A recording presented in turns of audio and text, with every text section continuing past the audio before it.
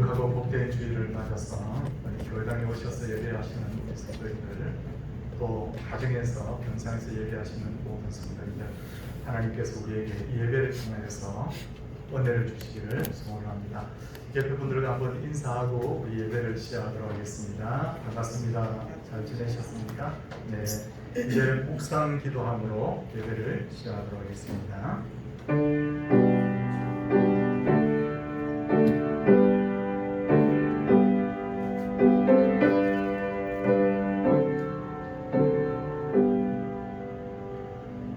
여호와께서 우리를 생각하사 복을 주시되 이스라엘 집에도 복을 주시고 아론의 집에도 복을 주시며 높은 사람이나 낮은 사람을 막론하고 여호와를 경외하는 자들에게 복을 주시리로다. 아멘. 사도신경으로 우리의 신앙을 고백하도록 하겠습니다. 나는 전능하신 아버지 하나님 천지의 창조주를 믿습니다.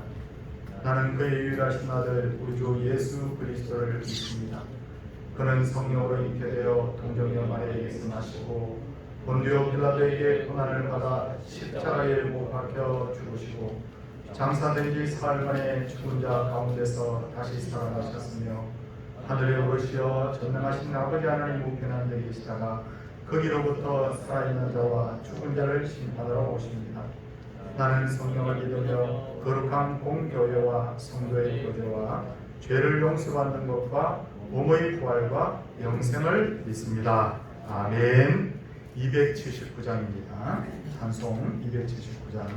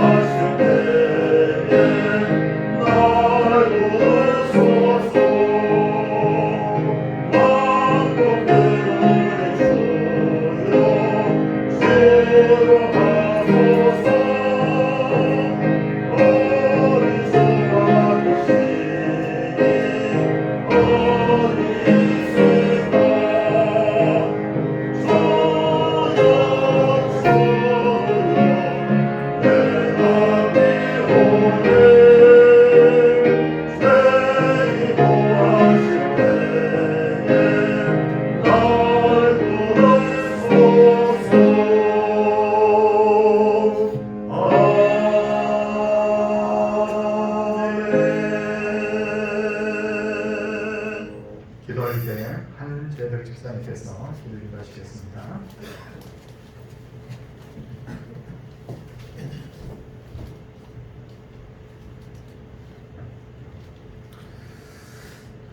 다 같이 기도드리겠습니다. 너는 마음을 다하고 성품을 다하여 힘을 다하여 네 하나님 여호와를 사랑하라. 지금도 살아계셔서 온 인류의 모든 역사를 주관하시며 감찰하시는 거룩한 하나님 아버지, 오늘도 복된 주일을 허락하시고 기쁜 마음으로 하나님께 드리는 이 예배가 은혜 가운데 찬양과 기도되게 하심에 감사를 드립니다. 감사하신 하나님 아버지, 지난 한 주간도 기쁨 가운데 주님께 순종하며 기쁜 마음으로 살게 하시고 모든 것들을 긍정적인 생각으로 지내게 하시어 절제와 사랑을 꿈꿔 지냈었지만 때로는 세상 속에 의지하며 부끄러운 삶을 살아가며 부정적인 모습으로 시기하며 나만의 아집으로 부끄러운 모습으로 살아갈 때가 많았습니다. 이 모든 것을 회개하는 우리의 참모습을 용서해 주시며 늘 주님과 가까이 동행할 수 있도록 인도하여 주시옵소서. 전능하신 하나님 아버지, 저희 동성교회를 사랑해 주시고 지금까지 지켜주시고 주님께서 우리 성도님 모두를 건강 가운데 지켜줘서 예배와 참석해 하시며 코로나19로 모든 기관이 정지된 가운데서도 연치된 계획된 모든 행사들이 연기되었지만 주님께서 저희 교회가 안전할 수 있도록 방역과 예배 행사를 스스로 감당할 수 있는 여력을 허락하시어 우리 모든 성도들이 감사함으로 맡은 직분 충분히 감당할 수 있도록 충실하게 하심에 감사를 드립니다. 코로나19로 잠시나마 지나가는 전염이 되지 않고 지속적인 가운데에서 국민 모두가 방역과 기본 지침으로 더욱더 확대되지 않고 지금까지 지내었지만 주님께서 이러한 모든 것들을 해결해 주시고 모든 국민들이 생활의 어려움을 지켜 주시옵소서. 이제 8월의 첫 주일인 동시에 여름 휴가가 본격적인 계절입니다.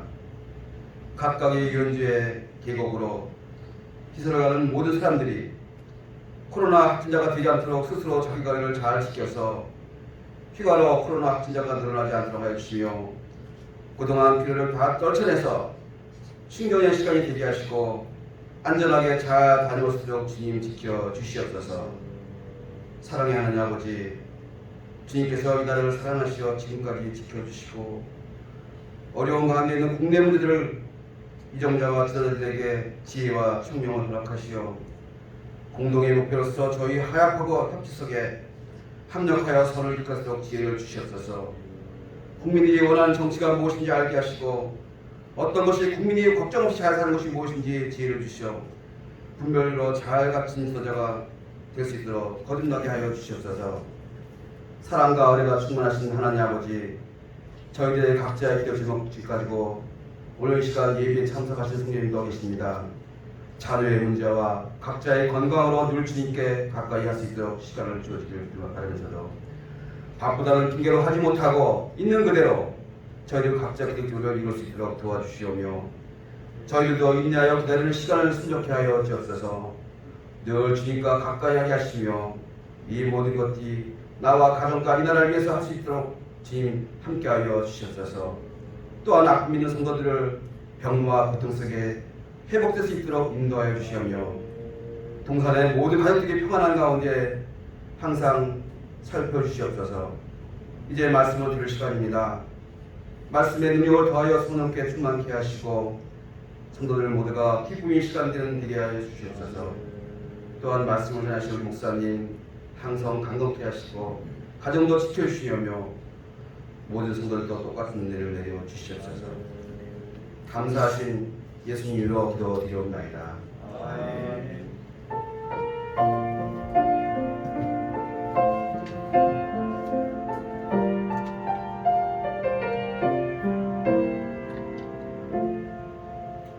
하나님의 말씀은 예레미야서 1장 4절에서 9절까지의 말씀입니다.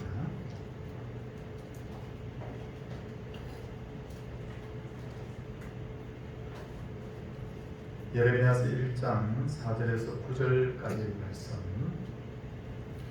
여호와의 말씀이 내게 임하니라. 이르시되 내가 너를 모태에서 짓기 전에 너를 알았고 내가 배에서 나오기 전에 너를 선별하였고 너를 여러 나라의 선지자로 세웠노라 하시기로. 내가 이르되 슬프도소이다. 주 여호와여 보시소서. 나는 아이라 말할 줄을 알지 못하나이다 하니 여호와께서 내게 이르시되 너는 아이라 말하지 말고 내가 너를 누구에게 보내든지 너는 가며 내가 내게 무엇을 명령하든지 너는 말할지니라. 너는 그들 때문에 두려워하지 말라. 내가 너와 함께하여 너를 구원하리라. 나 여호와의 말이니라 하시고, 여호와께서 그의 손을 내밀어 내 입에 대시며 여호와께서 내게 이르시되 보라, 내가 내 말을 내 입에 두었노라. 아멘. 우리 정인서 집사님, 하나님께 귀한 특송 올려드리도록 하겠습니다.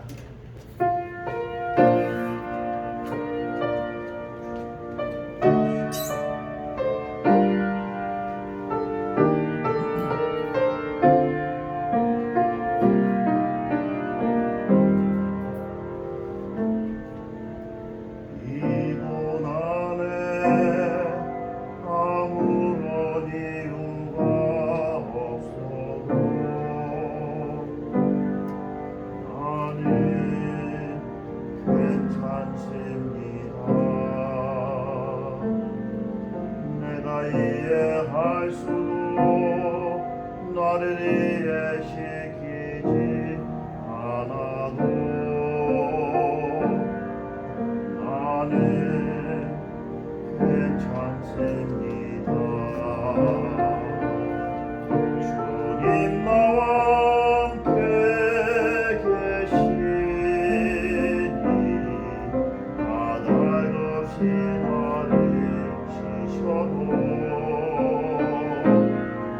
주님 앞에 나는 종이기에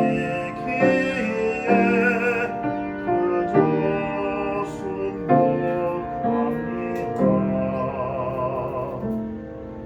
나는 순종합니다.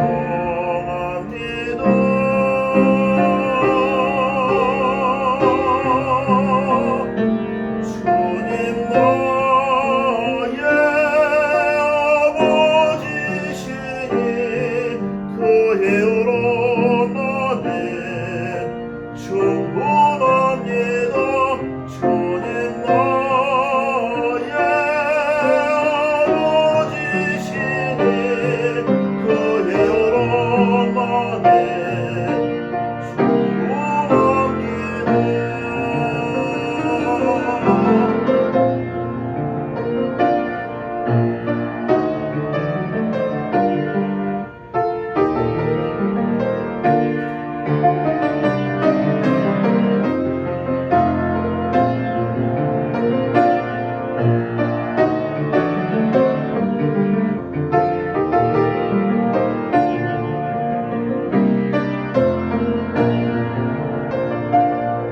주님 나와 함께 계시니 까닭없이 나를 지셔도 주님 앞에 나는 종이기에 그저 순복합니다. 나는 순종합니다.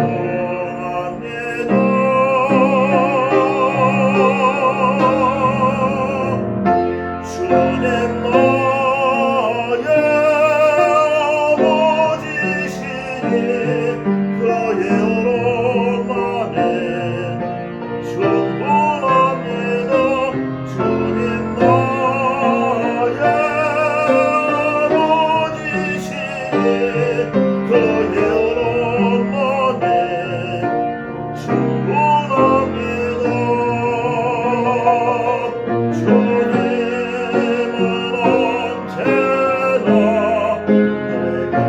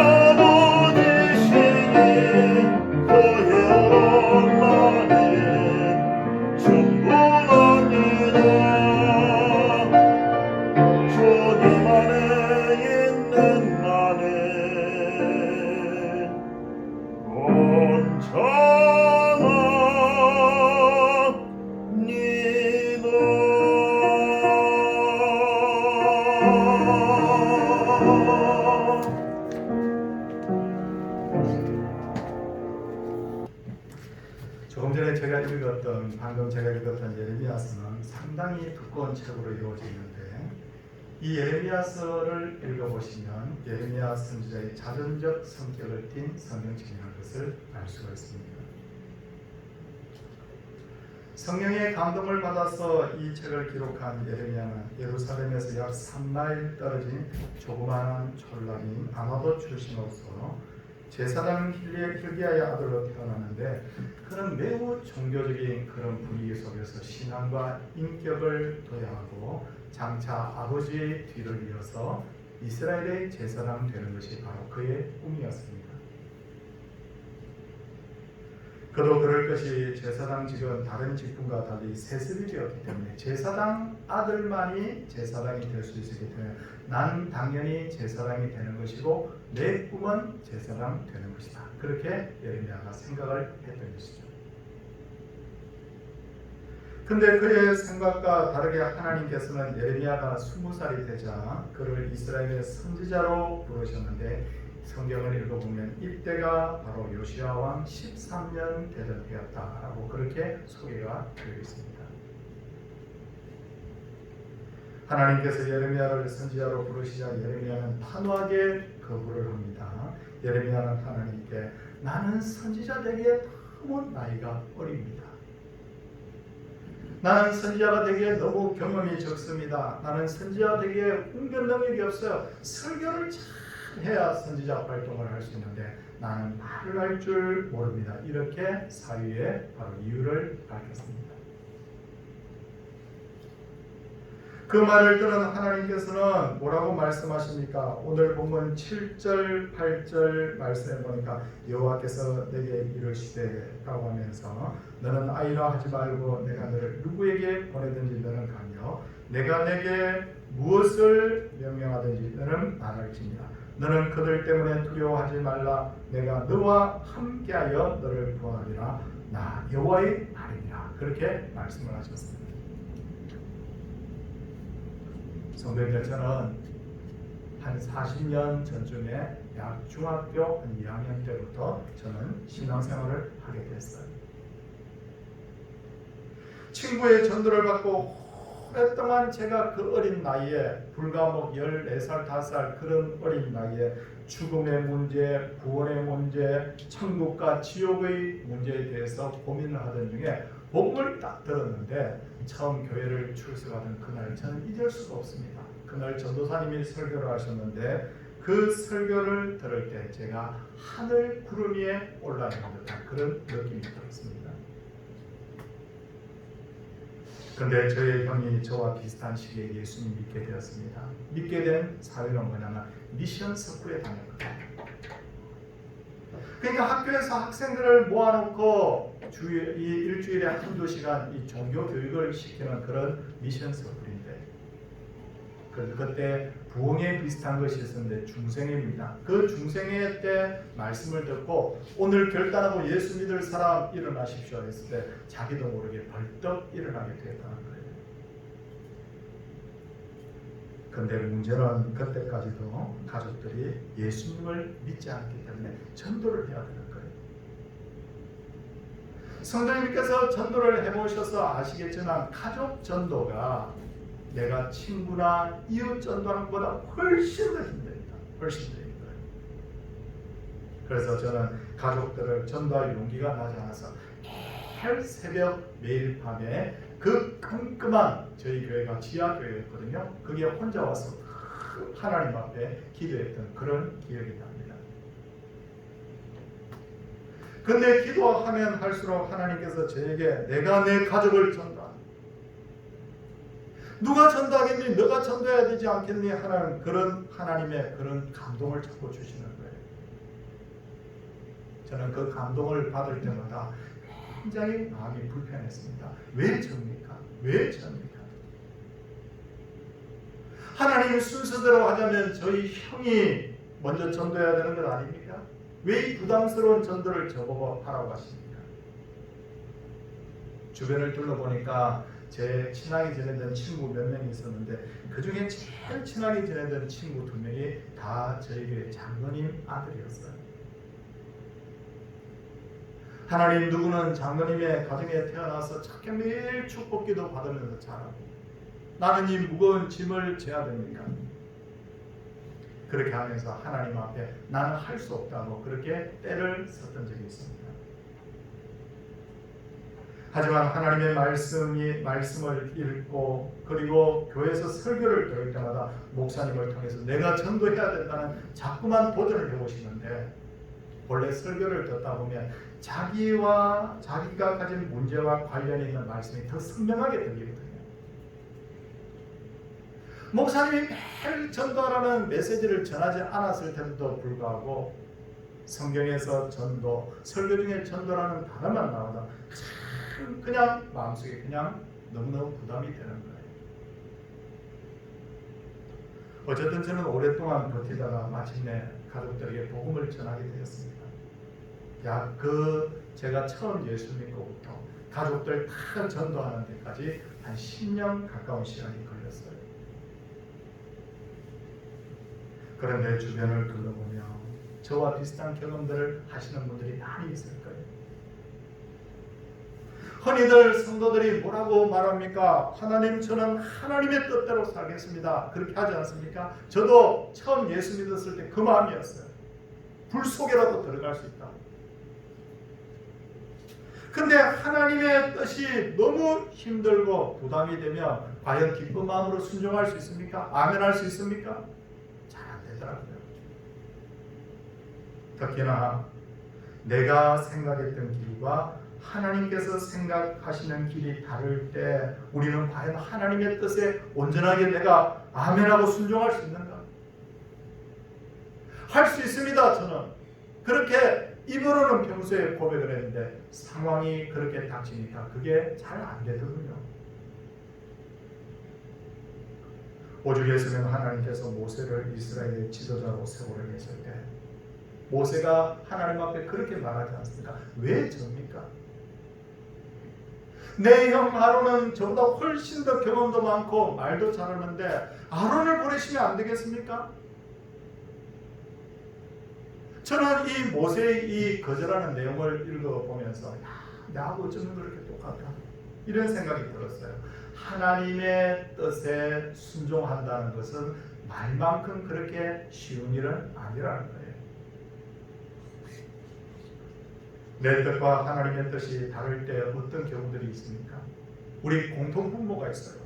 내가 원하지 않는 고난 당할 때 왜 접니까? 왜 하나님, 내가 왜 몸이 아파야 됩니까? 왜 내 하필이면 납니까? 하나님, 왜 우리 가정에 왜 하필이면 이런 경제적 문제가 생겨야 되는 거죠? 하나님, 저는 매일 자녀들을 축복하며 키우는데 왜 제 아이가 왜 탈선해야 되는 겁니까? 이럴 때 보면 하나같이 하나님께 왜 저냐고 하나님께 이렇게 부르짖을 때가 우리는 있지 않습니까? 청년들의 경우에는 내가 누군가를 좋아해서 결혼을 하려고 합니다. 근데 성경을 읽어보니까 믿지 않는 자와 멍에를 같이 매지 말라네요. 고민을 하다가 목사를 찾아왔더니 목사님이 이렇게 말하는 거예요. 하나님께서 불신자와 결혼하는 거 기뻐하지 않습니다. 그러면 아멘 할 수 있습니까? 아멘 잘 안 돼요. 하나님, 처음부터 이 사람 만나게 하지 마시지 왜 지금에 와서 안 된다고 합니까? 이렇게 누구에게나 하나님의 뜻대로 산다는 건 결코 쉬운 일이 아니에요.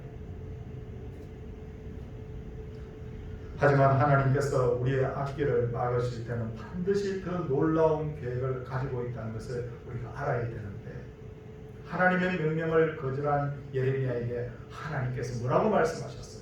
좀 전에 읽었던 7절 8절 말씀, 너는 아이라 하지 말고 내가 너를 누구에게 보내든지 너는 가며 내가 내게 무엇을 명령하든지 너는 말할지니라. 너는 그들 때문에 두려워하지 말라. 내가 너와 함께하여 너를 구원하리라. 나 여호와의 말이니라 라고 하셨는데, 이 말씀을 우리가 내용을 한번 분석해 볼 필요가 있어요.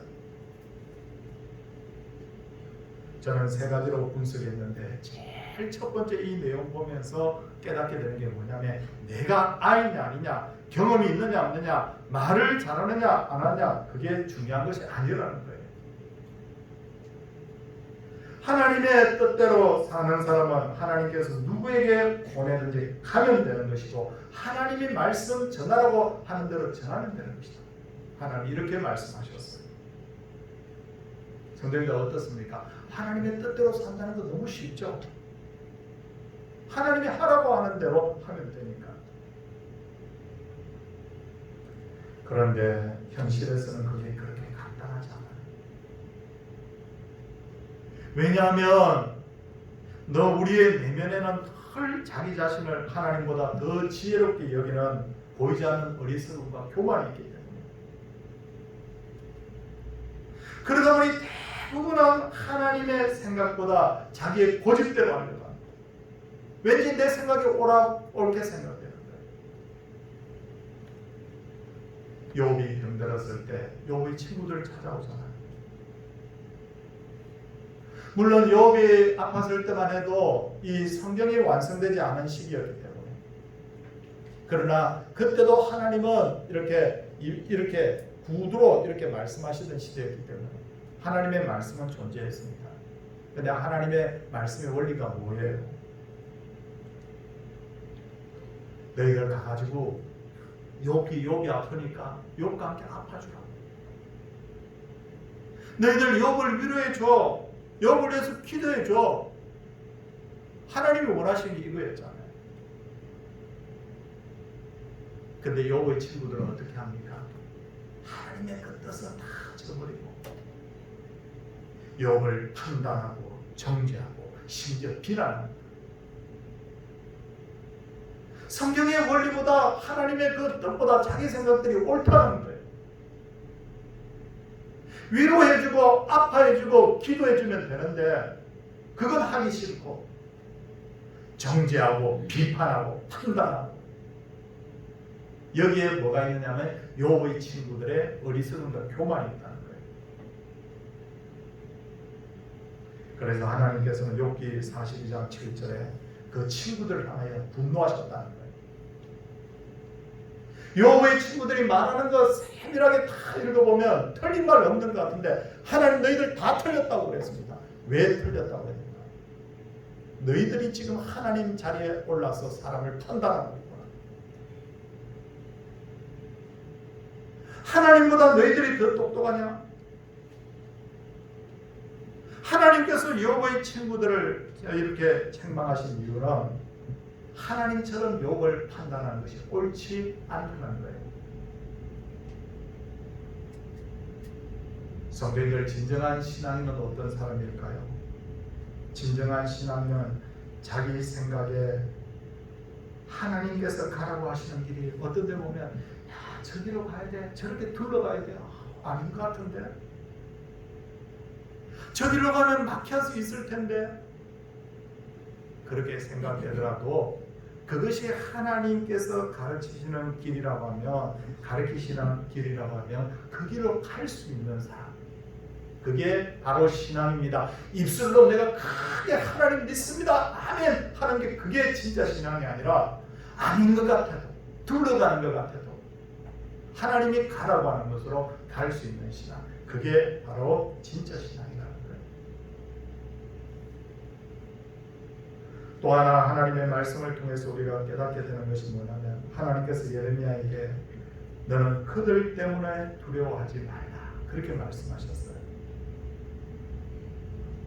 하나님께서는 예레미야가 왜 하나님의 뜻을 거부하는지 그 이유를 알고 계셨는데, 그게 뭐냐? 하나님, 나 어려요, 나 경험이 없어요, 말할 줄 몰라요. 근데 그 근본 뿌리에 뭐가 있었냐면 사람에 대한 두려움이 있었다는 거예요. 아니나 다를까 예레미야는 말씀을 전하다가, 예레미야서 다 읽어보시면, 제가 우리 코로나 오기 전에 예레미야서를 새벽마다 제가 강론을 했거든요. 거기에 보시면 어떻게 되나, 예레미야가 가운데 자꾸 들락거립니다. 사람들에게 미움받았어.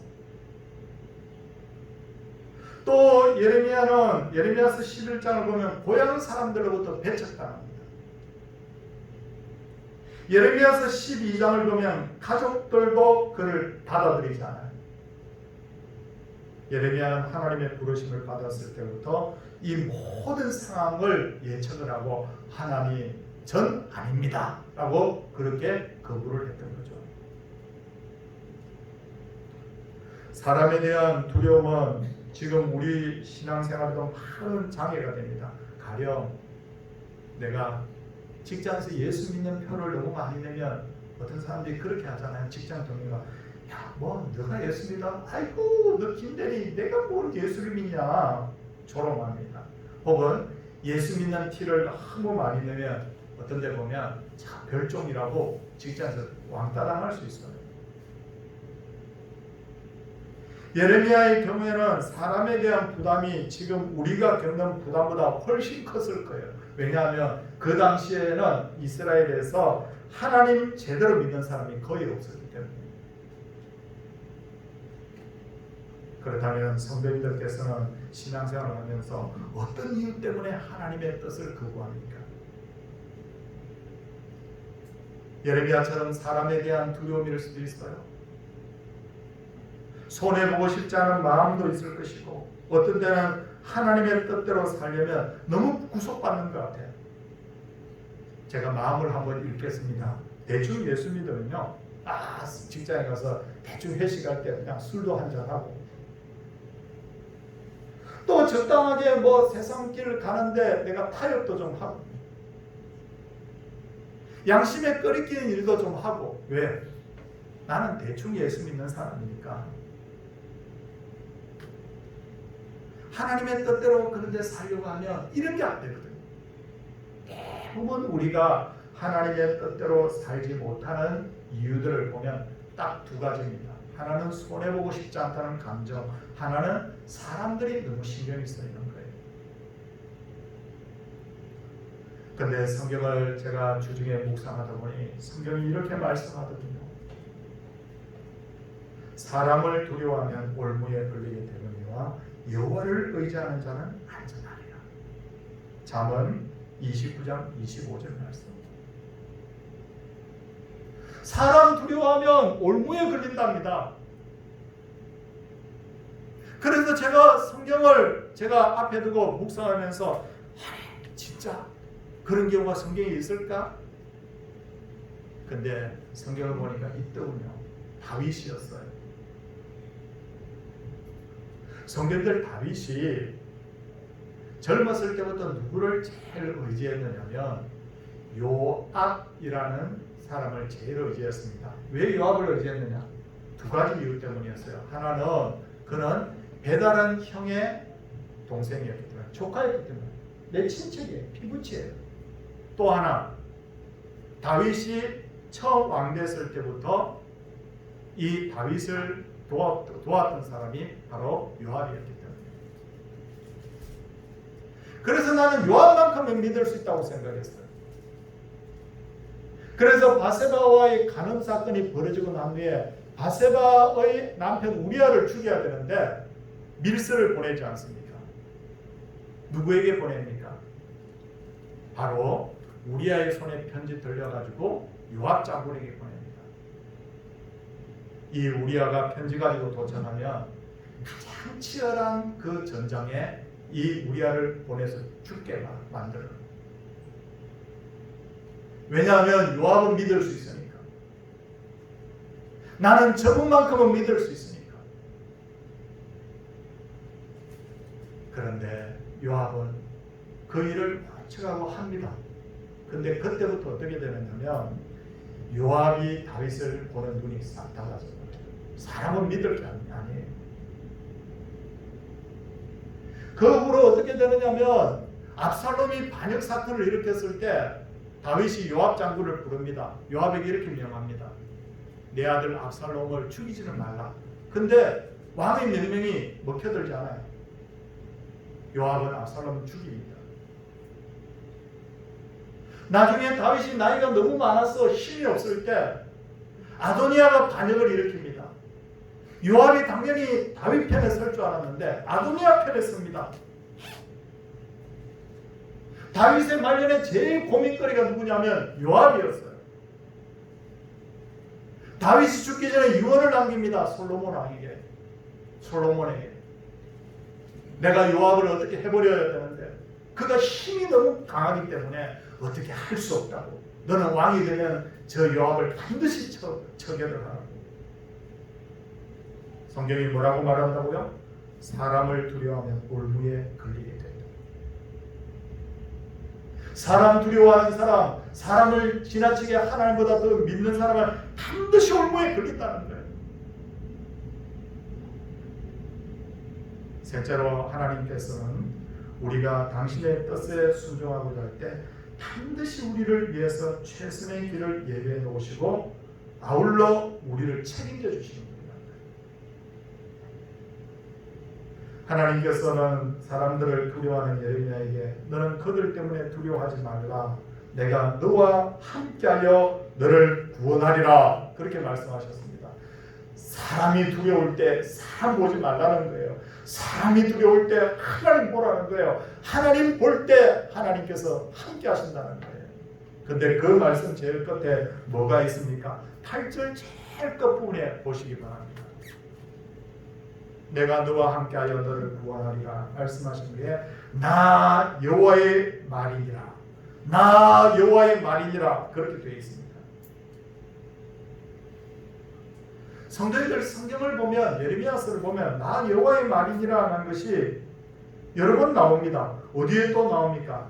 1장 19절도 보십시오. 19절도 보면 제일 끝부분에 여호와의 말이니라 나옵니다. 이게 뭘까요? 왜 하나님은 말씀하고 난 후에 꼭 이와 같이 끝을 맺을까요? 그것은 우리가 성경을 보면 성경을 뭐라고 합니까? 구, 약, 신, 약이라고 하죠. 이 약이 뭐냐면 약속이라는 거예요. 우리하고 하나님하고 계약이라는 거예요.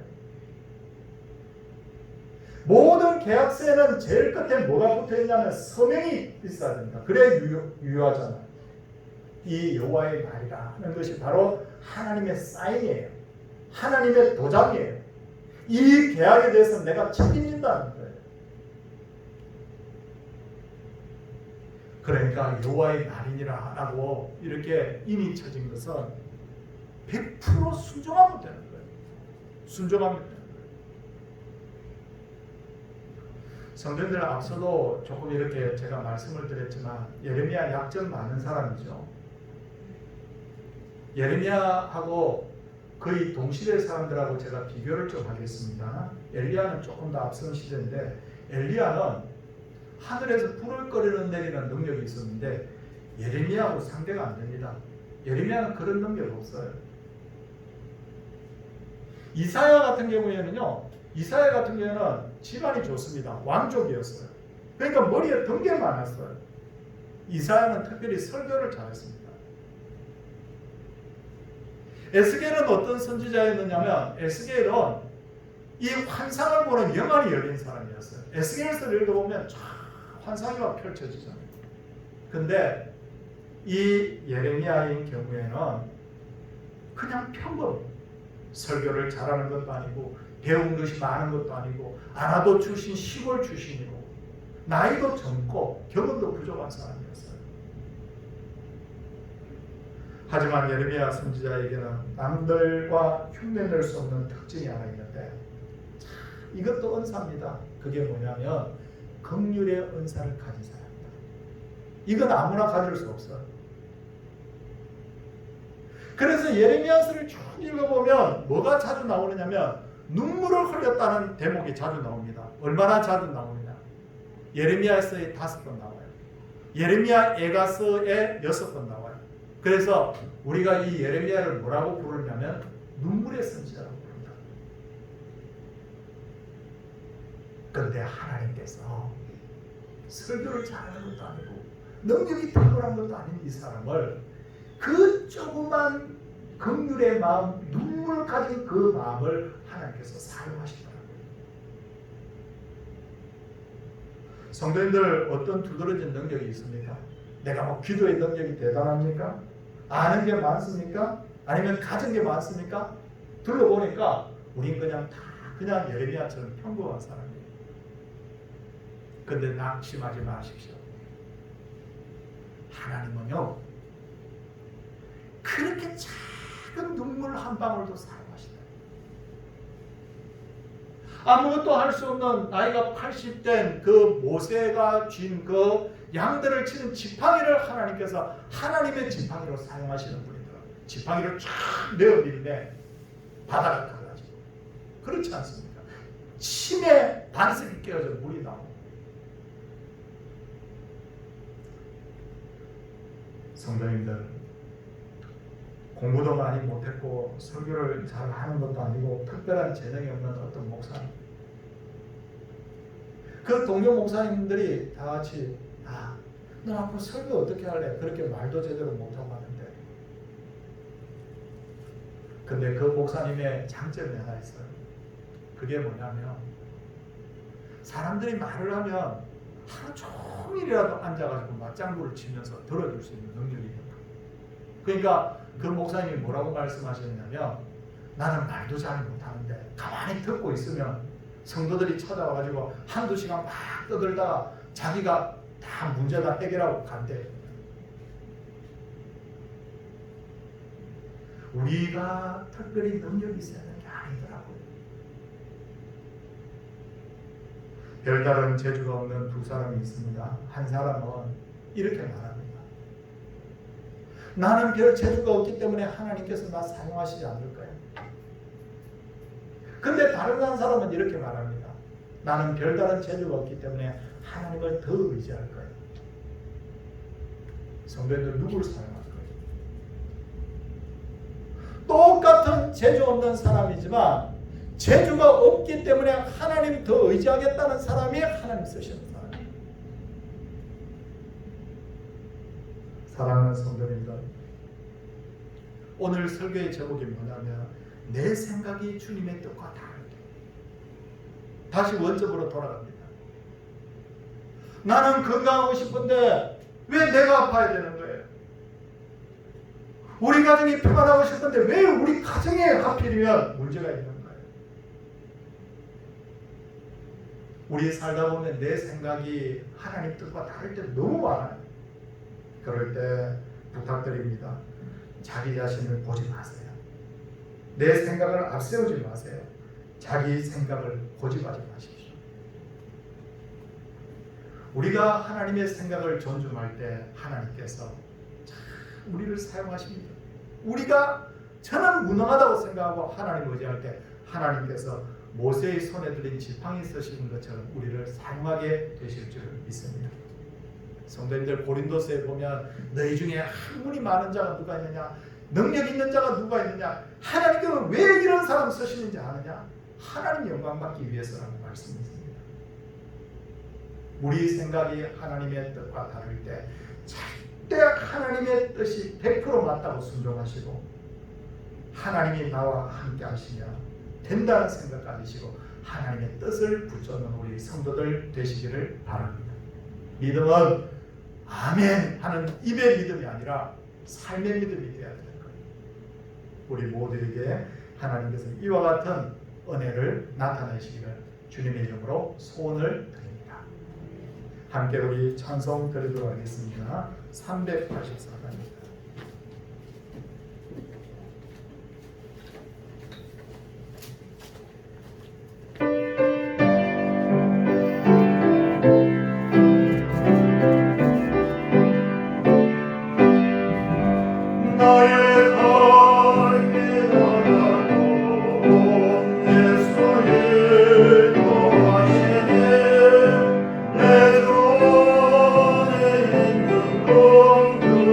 내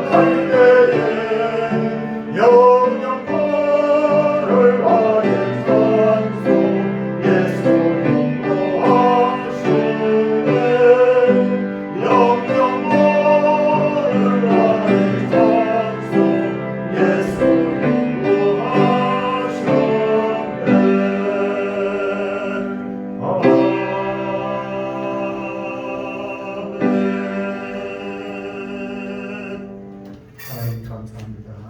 범사에 감사합니다. 범사에 감사합니다. 차량 구입해 하시니 감사합니다. 주님이 친히 함께하여 주소서. 맥주 감사 예물을 드렸고요. 주님의 은혜로 치료하게 하시고 회복시켜 하시는 은혜를 감사를 드립니다. 그리고 오늘 귀한 또 생일 감사 예물을 하나님 앞에 드렸습니다.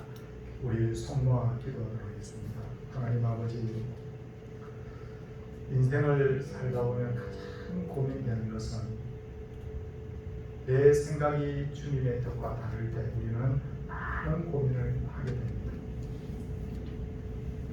나는 평안을 구하였는데 어떤 때 나에게 어려움이 올 수도 있고, 나는 이런 목표를 향하여 노력하며 기도하고 있는데 하나님이 다른 길을 인도하실 때도 있고, 남들은 다 평안히 사는 것 같은데 내게만 특별히 또 어려움이 있는 그런 경우들도 있습니다.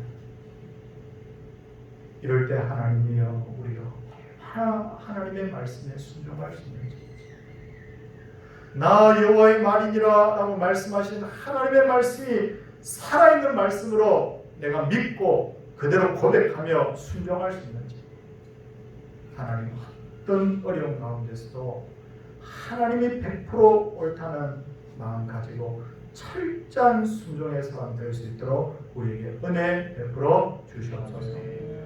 세상을 바라보고 나 자신을 바라보고 사람을 바라보면 하나님 결국 걸려 넘어질 수밖에 없는데, 그 이면에 계신, 그 위에서 지켜보고 계신 하나님 바라볼 수 있는 영안이 열리게 하여 주시옵시고, 그런 가운데서 오히려 내게 주신 질병이, 오히려 내게 주신 어려움이 오히려 하나님 앞에 복이 되는 놀라운 기적의 역사가 우리 가운데서 나타나게 하여 주시옵소서. 병으로 말미암아 병석에 계신 분들 늘 부여안고 기도합니다. 하나님이여, 긍휼의 빛을 비추어 주시옵소서. 자녀 때문에 고민하고 있는 부모님들을 위하여 기도합니다. 그 기도가 열매 맺게 하여 주시옵소서. 성도로 살아가기 위해서 몸부림치는 분들을 위하여 기도합니다. 하나님 기뻐하시는 길로 걸어가 최후 승리 얻게 하여 주시옵소서. 오늘도 귀한 예물들 하나님 앞에 드렸습니다. 소득의 11조를 마음을 다하여 구별하여 주 앞에 드린 분들, 하나님 앞에 감사의 제목과 헌물을 가지고 오신 분들, 생일을 맞아서 귀한 예물 하나님 앞에 드리며 전도 선교 예물, 건축 예물, 주정 예물 주 앞에 드린 분들 하나님 앞에 한 가지로 복받게 하여 주시옵소서. 하나님 안에 계시면 우리 인생은 아무것도 아닌 것을 깨닫게 하시고 철저하게 하나님을 인정하는 하나님 제일주의 신앙인들이 되게 하여 주시옵소서. 이 시간에 이 예배당에 나와 예배드리는 분들, 병상에서 예배드리는 분들, 가정에서 예배드리는 모든 분들에게 복이 넘치게 하시고, 이번 한 주도 이 말씀을 가슴에 부여안고 믿음으로 승리하는 한 주가 되게 하옵소서. 주 예수 그리스도의 은혜와 하나님의 사랑과 성령의 감화 교통하심의 역사가 주의 백성들 위해 이제로부터 영원토록 함께 있을지어다. 아멘.